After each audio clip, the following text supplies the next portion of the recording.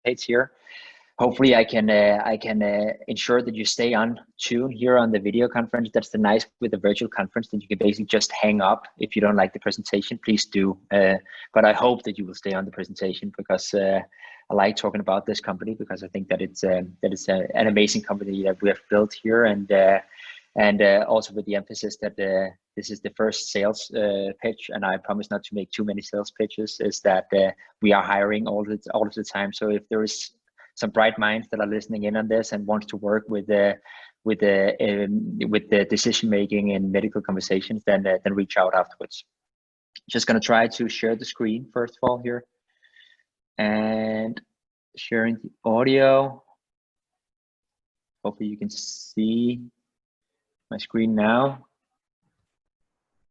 Gonna present, and we should be up and running. So yes, my name is Lars. It's a terrible last name. I said that you can pronounce it in whatever way that you want. But I'm the co-founder and CTO of Corti, and I have a background as a PhD within machine learning, and I've worked for various tech companies on various problems on various data modalities beforehand, but fell in love with the modality that we're currently working on.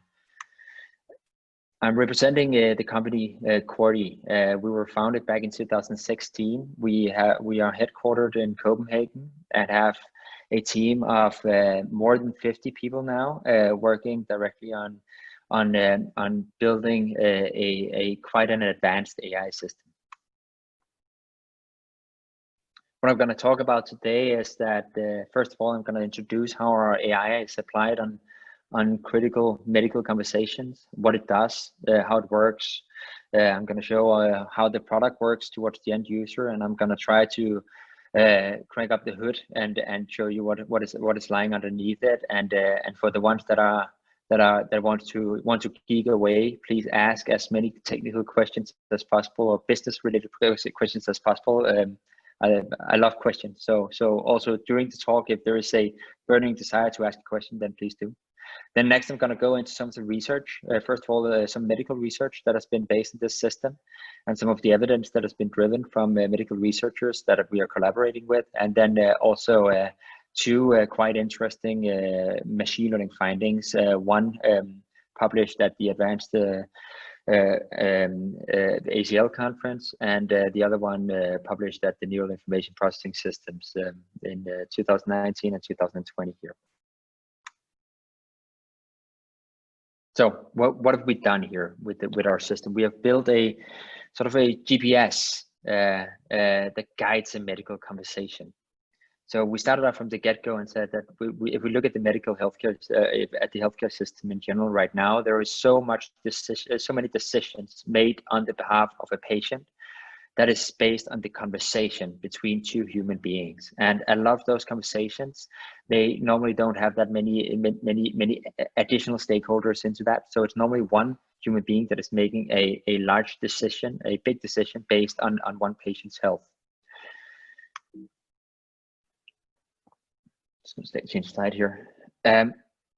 We would like to try to accommodate this decision making based on these medical decisions, sort of like a GPS that learns and adapts when the vehicle is driving. We want to learn and adapt in terms of the cues that could occur in front of us. We would love to learn and adapt in terms of the weather conditions on the road and so forth, in order to get to a conclusion and get to the right conclusion in a medical conversation as quickly as possible.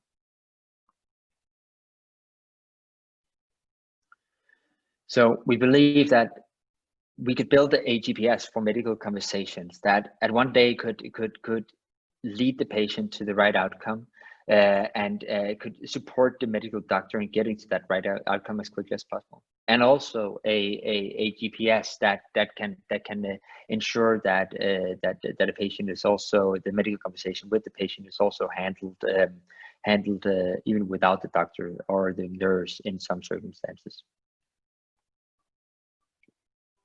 We started with emergency medical services, and the reason why we started emergency medical services is because these are some of the medical conditions that are the most acute. So when someone is calling into a 911 number or 112 number, then they are in dire need of help normally, and The call taker that is receiving that phone call is normally on an 8-hour shift throughout Europe. In the US, they can be on 24-hour shifts.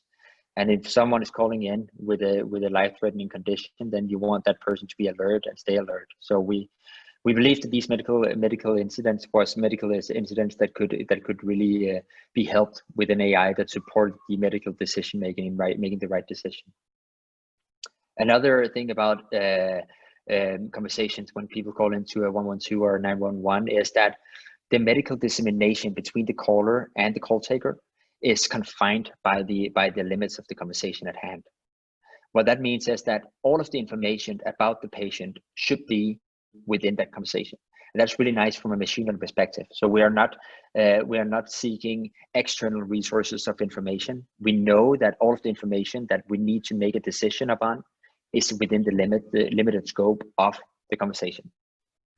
The third advantage of starting in EMS was that we quite quickly found out that there was a big load of data there, which is always good when you want to train a machine learning system. That we learned that most of the conversations throughout the world where someone is calling into an 911 or 112 service, that those conversations are stored, and that's mostly for legal reasoning. Some reasons, some are for quality assurance perspective, but most of the data just lies there and awaits a clever AI system to go in and exploit some of the patterns and learnings that lies within this data in order to enhance the efficacy and efficiency of the call takers. This is what a call taker sees today. So when they sit and receive these calls of distress, they're normally sitting in front of 4 to some places 8 different displays, trying to gauge all of the information that is incoming at them while responding to the person that is calling in. And bear in mind that for the ones that haven't tried to call into a service like this or listen to a phone call like this, is that people that are normally calling into a service like this are in distress. They're very stressed about the condition. Normally they would call in about themselves being scared or calling in about someone they care about being concerned on their behalf. So it's a very stressful job to be sitting there and receiving these phone calls, not seeing the full picture and knowing that you need to act and you need to help them as quickly as possible. But you also need to help them with the right help. And what is the right help? You can send the right ambulance to the one calling in, such that you make sure that the patient is picked up. And you can also instruct them on the right instructions, and those can in a lot of instances be life-saving instructions. And also bear in mind that you can't always send the highest acuity ambulance, right? Because if you send the highest acuity ambulance, then you're taking away that resource from someone else that could be in dire need. So it's a stressful job to be sitting there and making these crucial decisions on so many people's behalf, sitting with all of this incoming information at the same time. So back in 2016, we sat together. I would love to say a basement or a garage, but we sat together in an apartment in Copenhagen, and then we tried to code a machine learning system out that could sort of understand and interpret these conversations coming in. We started to pick up on different patterns in the conversation, such as the accent of the conversation, or address dissemination, or questions asked, symptoms asked. We also tried to catch up on some of the instructions. We coded up our own automatic speech recognition system, our own models for pretty much everything, because we learned that the out-of-the-box services didn't work well enough on these conversations. So we also found out that we could catch up on how much the dispatcher talked versus listened, and we also found out that we could find out the rate of the speech of the caller, and the sentiment and how many repeating sequences and so forth. So we could find out quite a lot of these signals, and we took all of these learnings that we could catch up in the machine learning tool. And we utilize that to a combined engine. And that combined engine today, we're using that for augmentation within the call. So we help the decision maker and make a better decision by feedbacking through a UI on different things that we caught in the conversation. For instance, we heard this symptom and you didn't ask the question that would lead to the next step in the conversation. Or after the conversation, we catch up on things like it seems like this call taker is consecutively speaking too fast throughout the conversations when you compare to other call takers. That may hurt or impede the decisions at hand. And finally, we are also helping them with pointing them towards a medical decision. So whether this call is correlating strongly with a cardiac arrest or a stroke, and so forth. We've also developed this engine can basically also be used in automation for before the call. And where this is used is it's used when people are waiting in call queues. So our thesis is that when there's no medical professional there in order to tend to the one calling in, then it's better for an AI to be having a conversation with the one calling in than no one. Therefore, we have developed the AI such that it can automate a conversation. Also, this works in the other direction around. A lot of the call takers are left with a feeling that they didn't do enough, or there could be something to follow up with the patient, and therefore they basically don't have the time today. And therefore, this automated conversational interface is basically also able to follow up with the patient afterwards in order to ensure that there isn't a decline in what the patient described to the medical professional within the conversation.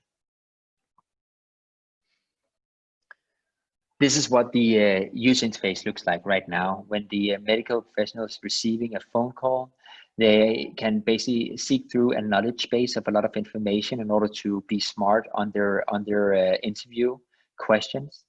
And to the right, you see how the AI is detecting various things throughout the conversation.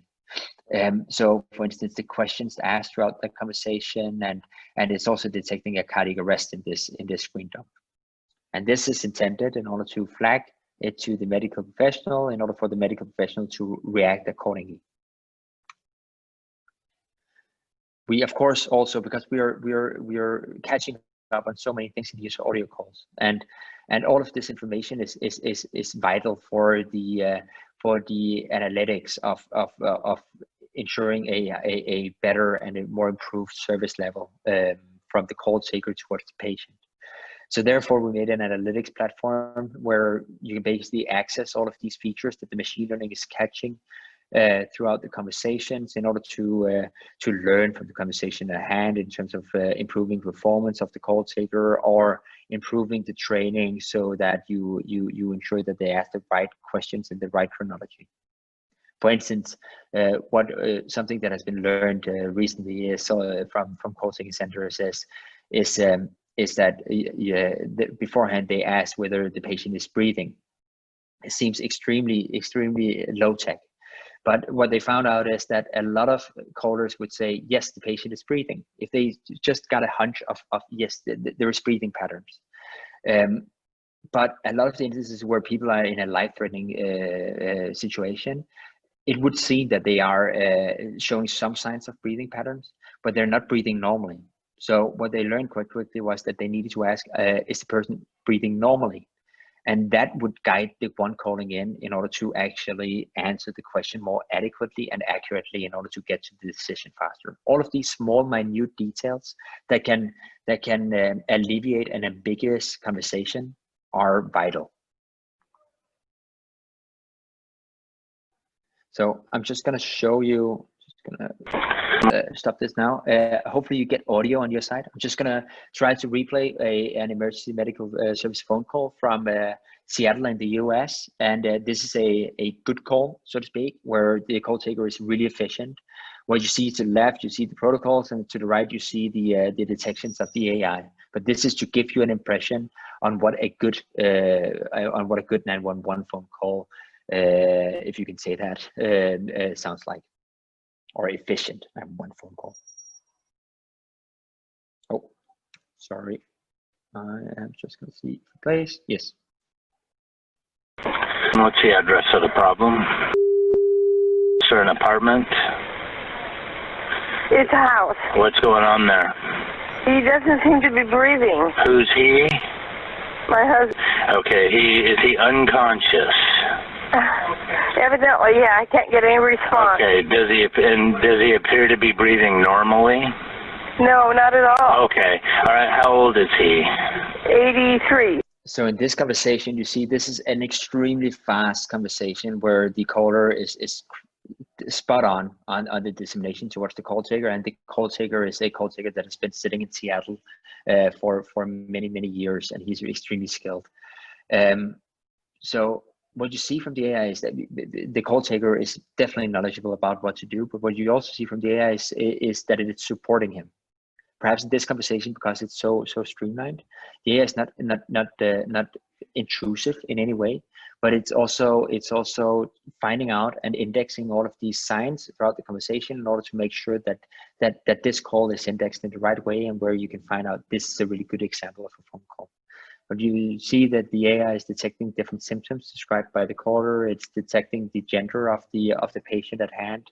It's detecting the questions asked by the call taker, and it's detecting a cardiac arrest after 21 seconds, also faster than the agent is doing it. And in the instance of a cardiac arrest, seconds counts. Okay, we're going to have to get him onto the ground and attempt to do chest compressions, and I'll coach you how to do those. Okay. So that's the first phone call. So what is happening beneath all of this? We have quite a complex machine learning system, and where we have developed all of the machine learning models from the get-go. We have trained them within the domain of these medical conversations. A lot of different medical conversations from a lot of different customers. We can go more into that when we're further into the presentation. But what you basically see in this visualization is that you see audio is streamed through our pipeline. We stream by the second, and then we ensure that we save the context of the previous second and the previous seconds throughout the pipeline.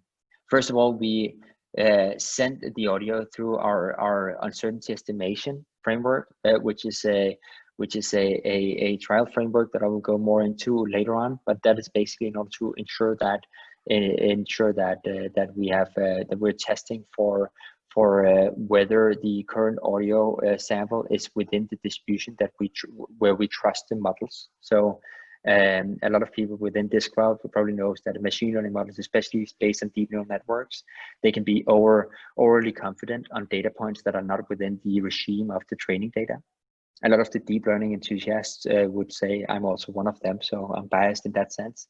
But I don't particularly agree with this assumption that more data is always the solution, because you can always say that, and there will always be a data modality that is not quite covered by the model, and that is concerning in a situation where we are putting this into a mission critical environment.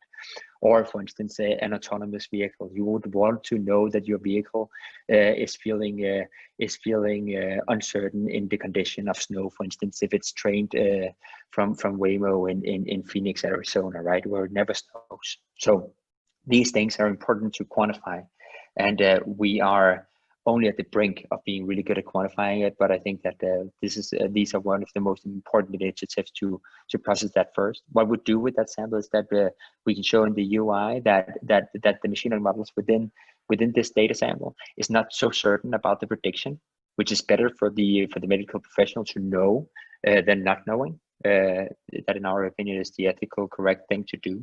And we can also flag it for retraining and reanalysis from data scientists and machine learning engineers. They can look at that data sample and find out why that is out of the ordinary in order to retrain the model, make the machine learning systems better.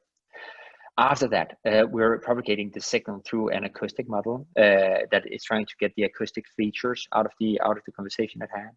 And we're taking that into the automatic speech recognition system that is then fitting it into a textual representation. It's also finding a hierarching semantic representation through a lot of NLP models. So we are also detecting the language at hand that is propagated throughout the pipeline, such that we know that what language we are to process. And we're also detecting different events in the signal. And events could be breathing patterns. It can also be coughs. It can be different patterns that are telling us something about where the call is happening from. So it's basically similar to audio event classification. You can go in on our research page and you can read some papers that we have written on that, and you can also go in and look into the language detection or the automatic speech recognition. We're quite eager to commit to research and share our findings with the community. Finally, we are processing all of this into a diagnostics engine that is trying to help the medical professional in concluding on the right diagnosis based on the context of the conversation at hand.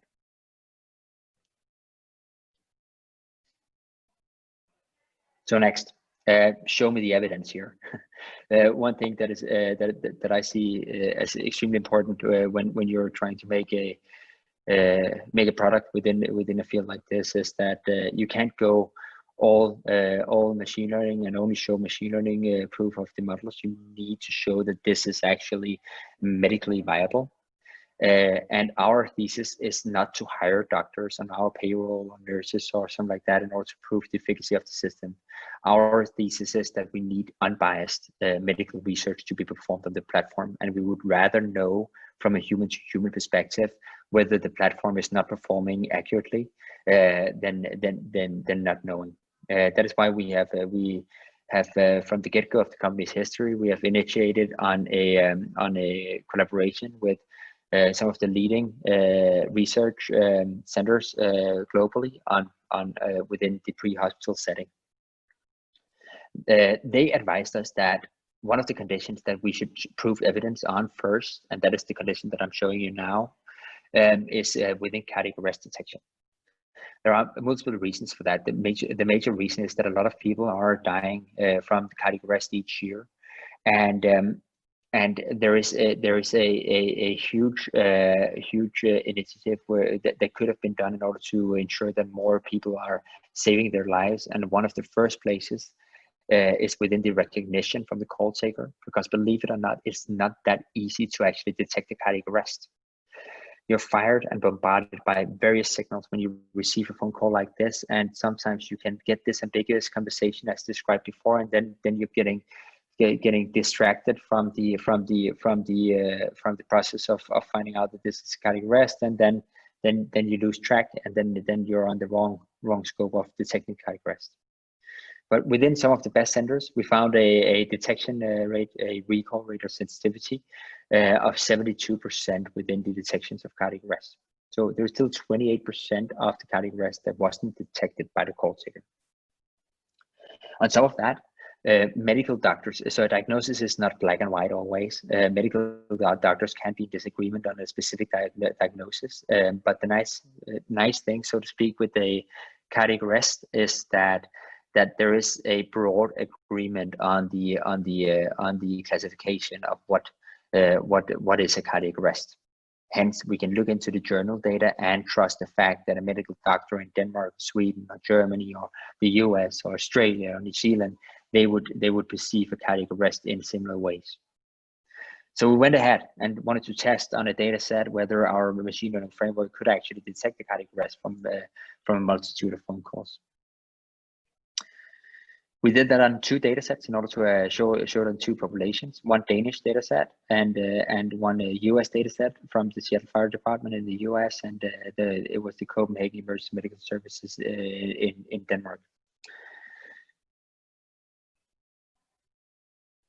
Again, back to our pipeline. This is a more explicit black box drawing of the pipeline, where we basically ask at the end of the pipeline whether the audio snippets, consecutive audio snippets, was corresponding to a cardiac arrest or not.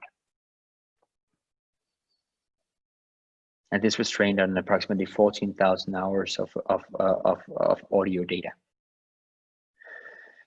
We evaluate the system in terms of the sensitivity, but bear in mind that the prevalence of cardiac arrest is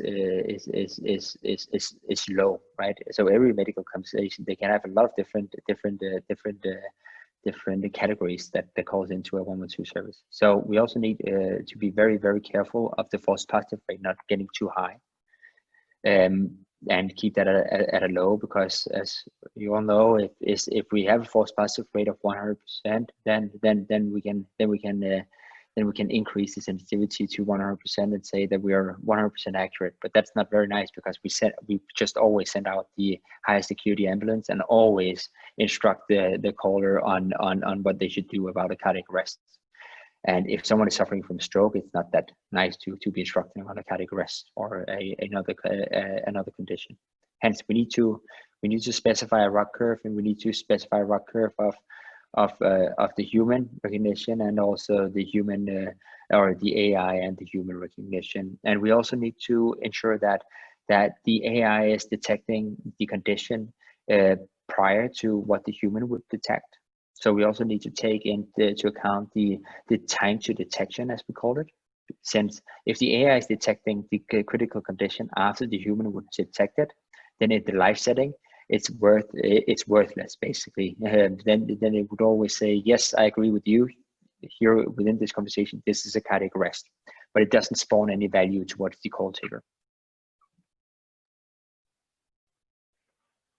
We looked at the two populations. They look quite similar. In Seattle, they have a sensitivity of 68.72%, and in Copenhagen, they have sensitivity of 72.44%. What you should always take into account in terms of the cost benefit of true positive rate versus false positive rate is that when you have a lower false positive rate, it probably also have an effect on the sensitivity. So that's what you see in Seattle. In Seattle, they are also faster at recognizing a cardiac arrest than in Copenhagen. So that means that in Copenhagen, they're spending a little bit more time on the conversation, but that also means that they're catching a little bit more, but they are also more risk averse in terms of predicting wrongly in more of the phone calls.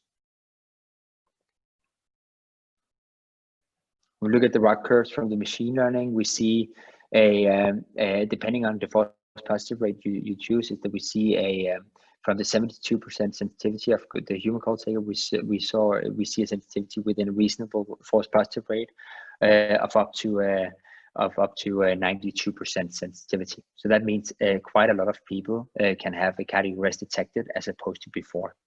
So before 28% were not detected as a cardiac arrest, and now with the machine learning framework here, it's only 8%.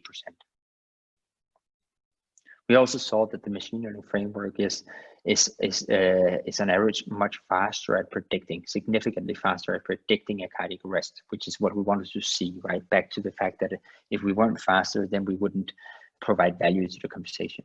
And by the way, if you look down here at the bottom, you can go in and check these results. It was published in the Resuscitation Journal in 2019, and there is all of the information on the training data set and the test data set, splits, and so forth.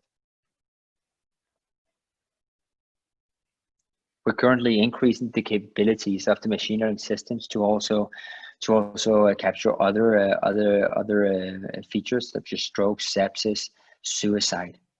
There are many things that we're doing currently, and these are some of them.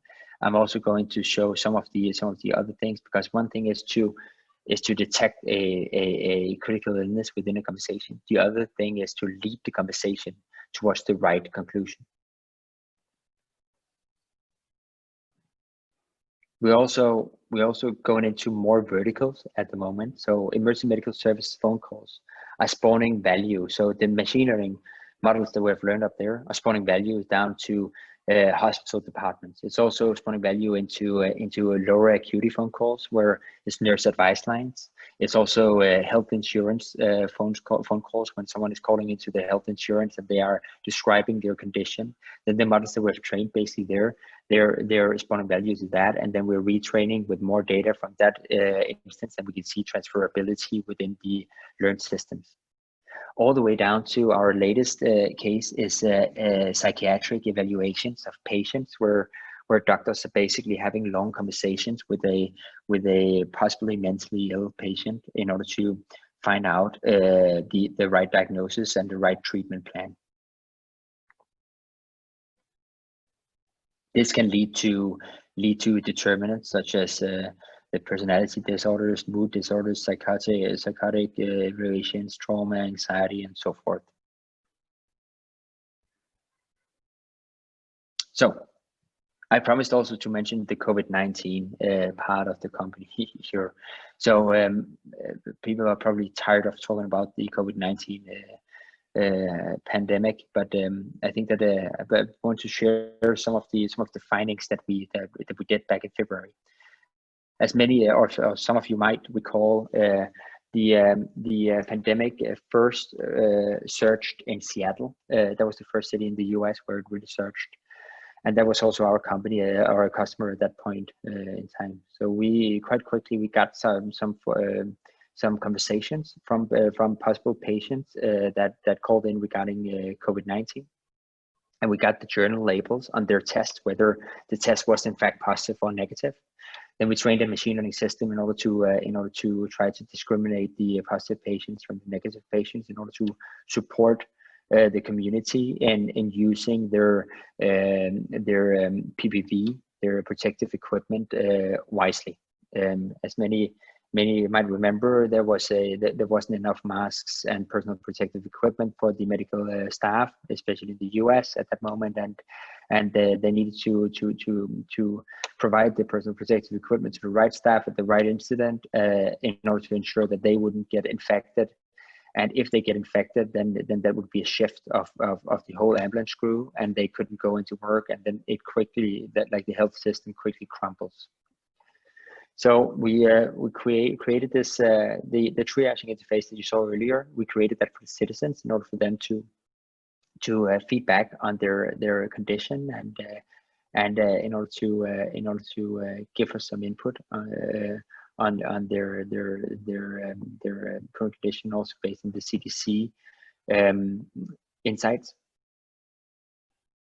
We defined a protocol inside our interface in order to support the call taker in making the right decision when they responded to a possible COVID-19 caller. And then we also built these machine learning models that could discriminate such that we could monitor the outbreak in the community in order to find out whether there would be more calls in a certain region, in order to give that information so that the community could stay proactive on the outbreak. What you see here next is just a visualization of what the interface also looks like when they hand through the outbreaks. This is a function of time where you see different calls in different regions within the city of Seattle, where the detection is the machine learning model that is detecting these different calls from different callers, and it's detected. We're here analyzing whether it's in a high-rise building.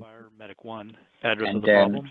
And then they can go in and look into the back end, 330 backend interface, and from the backend interface, then analyze the conversation at hand, finding out whether that call was an actual outbreak, and thereby take the right precaution on the person calling in regarding that outbreak. That was the first part of the presentation. Hopefully, I'm approximately on time here. I'm gonna speed it up a little bit, because now we're talking about the machine learning part, and we're talking about two topics within the machine learning part. The one topic is, in order to follow the conversation at hand, we need to know where we are in the conversation. This was published here in 2020 on the Association for Computational Linguistics, one of the biggest MP conferences, if not the biggest ones, together with EMNLP. Gonna read it. I think it's a quite nice research. Basically, it's the whole problem that we are facing. If we don't know where we are, we cannot assist. So we need to know where the conversation is in terms of the protocol, in order to assist on pointing the medical professional towards the right point of entry within that protocol. So you can see that how the call is streamed in, and we're interpreting the answers from the caller, and then we're interpreting the questions and predicting from the knowledge base, which is here the protocol. The way that we do that is that we have we build a question detector and a symptom detector by using two modalities. One modality is the text from the output of our automatic speech recognition. The other modality is the audio in itself. because some of the connotation that you place in audio is a good pattern for whether it's posed as a question or a statement or what is it. And thereby we use these two modalities at the same time in order to better determine whether it's a question or an answer or what it is within that conversation, similar to what we as human being does when we hear someone going up one note, when that sounds more like a question than when they go down one note. Yeah, these are some of the bragging. As you all know, within the machine learning community, you need to brag a little bit on your tables and the performance of the models. Go in and read the paper. I don't want to talk too much about this, but it is performing quite accurately. Next, I want to go a little bit more into the uncertainty estimation with the machine learning. One of the reasons is that I'm extremely biased, because this is one of my key areas also from my research career and until now, and one of the most interesting parts of modern day machine learning, that I think that from an ethical perspective, as I just introduced at the beginning, we need to solve better than what we're doing today, and also from a usability and a scalability perspective, in order to get beyond the fully supervised models, because fully supervised models is in a lot of the instances not the smartest approach. So one quote that I like very much, normally don't post too many quotes, but this quote I very much like, and that is Richard Feynman, that stated that what I cannot create, I do not understand. So this is my bash towards the supervised model, because the supervised model is learning to discriminate. It's not learning to create the data modality. So if you give that an input image, it doesn't know the origin of the input distribution of that natural image. So for the ones that are following the news, then this is a image of the Uber disaster where the car didn't stop and unfortunately caused a fatality. And this is just to show that a wrong decision can have severe consequences within these automated systems, right? If they don't know that they don't know, and if they can't know where the input modality comes from, then they can become overly confident, and they can't digest whether they're uncertain about their knowledge. We can do that better as human beings. I know when I'm talking about something that I don't know that much about. I'm feeling that in my private life a lot of times, and then I'm trying to see if it floats. A lot of times it doesn't. But basically, it's really important that these systems are self-aware of their knowledge, or else a catastrophe happens.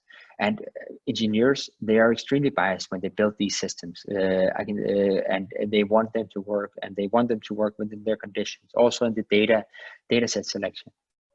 So it's not only autonomous vehicles, right? We can also see that for the cardiac arrest detection.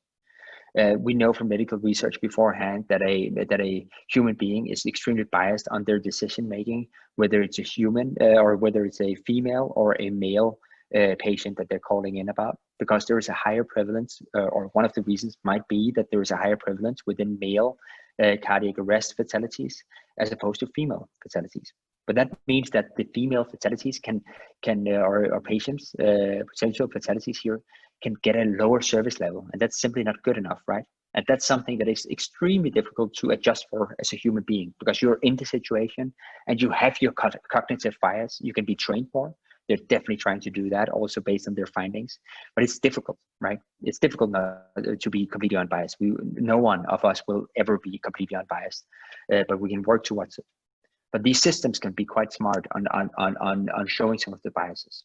For instance, that the machine learning model is better at detecting the male population within the cardiac arrest detection.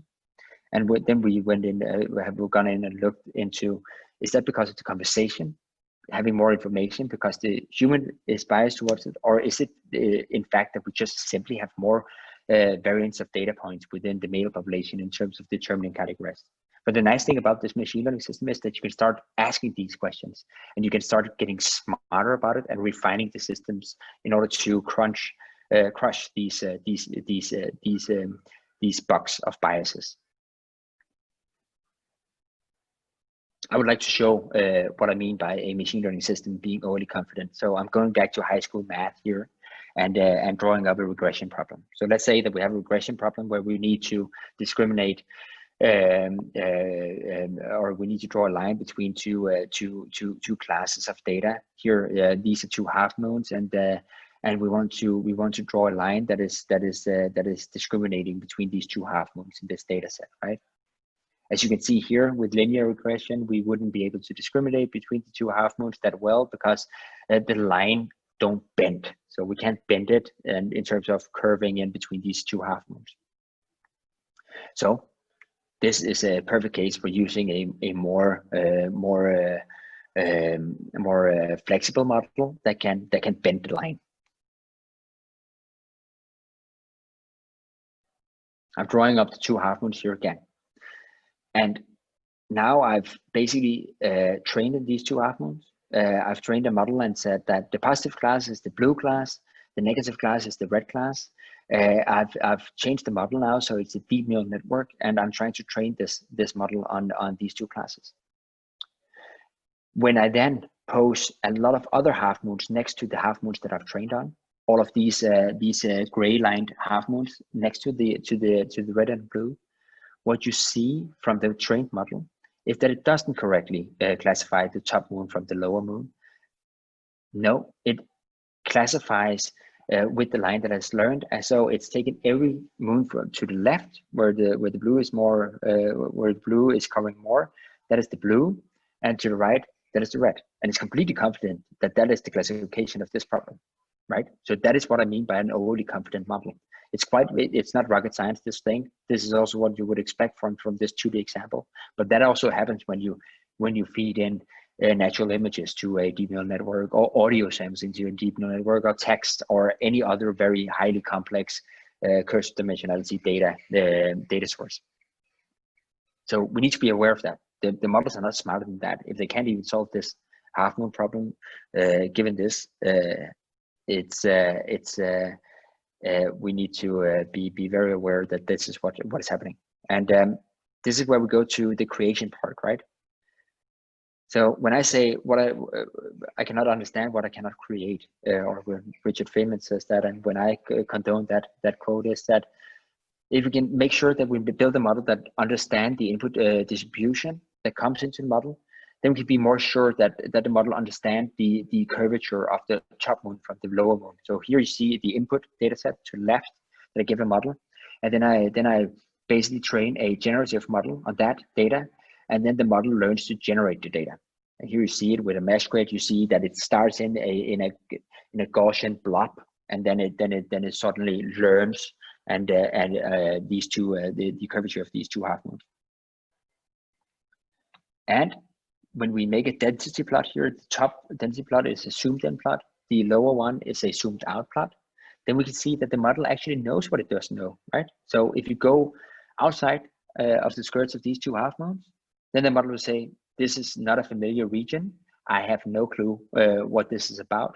And thereby it can predict back and say, this is a region where we need to investigate the data more, or this is a region where we simply can't predict within because we feel uncertain about our predictions.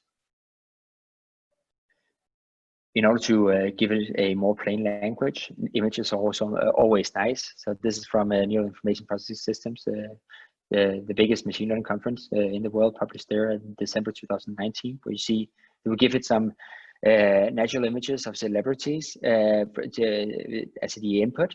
That is the left two columns that you see, and then we ask the model to generate. The model that we're introducing in this paper is also able to generate the images with more or less flexibility, and you can see when it generates the images from the input image with more flexibility, then you can see that the model gets the flexibility. For instance, if you see this man, I don't know if you see my mouse, but if you look at the right side here and you see the man with the longer hair, the data set is not covering that many men with longer hair. Hence, when you give the model more flexibility, the model wants to turn that data point into a female. So that's nice knowledge from our perspective, right? Because that knowledge gives us the knowledge that we have a lower representation of men with long hair. That might not be the most serious consequence of the model, but still it's a bias in the model, right? Because we haven't trained it on these data points. Similar to this this man up here that is wearing sunglasses.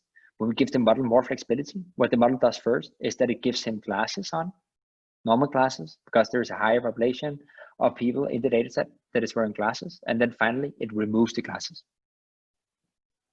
right? Same thing can be done with ethnicity. Same thing can be done with language barriers, accents. Same thing can be done with the symptom descriptions, the semantic of the symptom descriptions, whether it's a female that is described, and so forth. A nice visualization for this is that it's a probabilistic model. And a probabilistic model is that we can also start sampling from that model. So in this example, I'm just gonna pause it first. We're trying to sample from this model trained on these images. First from the mode of the distribution. And here you see that every picture looks like something that is a mixture of a female and a male from a Caucasian origin. So that means that that is the mode of the distribution. That means that the mode that means that there is probably an overrepresentation of people with a Caucasian background. Again, good knowledge, because we can do something about it and get more images that are representing a wider audience. When we're then sampling out in that distribution, then we get more variety within the population. So here you see the different, we're sampling further and further out in this distribution in order to get more variety in the population. And here you see, suddenly we see people with red hair, for instance. There's a lower prevalence statistically of people with red hair. You also see elderly, and you see younger people, and so forth, right? So suddenly you see more variety in the data set. But these are in the outskirts of the distribution.